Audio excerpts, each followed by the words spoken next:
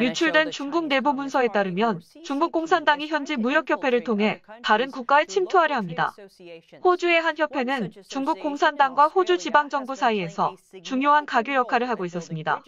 호주 국제무역협회는 사실 중국 공산당의 통일전선 도구였습니다. 해당 협회의 모든 활동은 다양한 수준의 정부와 중국과 호주 산업 간 거래를 중심으로 이뤄졌는데요. NTD가 입수한 중국 안의성 화이난시 정부 외교부 내부 문서에 따르면 해당 협회는 중국 정부의 해외 영향력 확장 전략인 1대1로를 적극적으로 홍보하고 있습니다. 협회는 지난해 호주 빅토리아주의회가 개최하는 포럼에 화이난시 정부를 초청했는데요. 포럼은 1대1로 전략과 중국과 호주 간 자매 우호 도시에 관한 내용이었습니다. 협회가 지난해 발행한 또 다른 서신에는 호주에서 화이난시를 방문할 대표단을 모집한다는 내용이 있었습니다. 서신의 협회 회장 마이클 거시는 로버트 벤스 피레니 시장과 함께 화이난 시장과 관리들과의 회의를 요청했습니다. 자매 도시관계 수립과 호주와 뉴질랜드의 중국 공산당의 1대1로 홍보 내용을 논의하는 자리였습니다.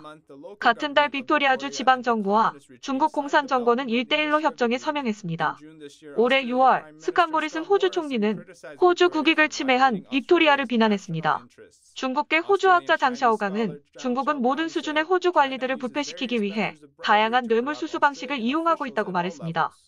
국익을 고려해야 할 때면 연방정부에 물어봐야 한다고 잠시 움츠려 들지만 사적인 이익을 얻을 때는 연방 당국에 보고하지 않습니다. 그저 개인 이익을 추구할 뿐이죠. 중국 공산당은 이러한 허점을 이용해 호주에 부패를 수출합니다. 이 허점을 반드시 막아야 합니다. 공식 웹사이트에 따르면 협회 회장 거 씨는 베이징 출신으로 1980년대에 호주로 이주했습니다. 중국 공산당 1대1로 전략을 적극적으로 홍보하는 것 외에도 거 씨는 지난 몇 년간 중국과 호주 관리들의 교류 방문을 준비하거나 동행했습니다.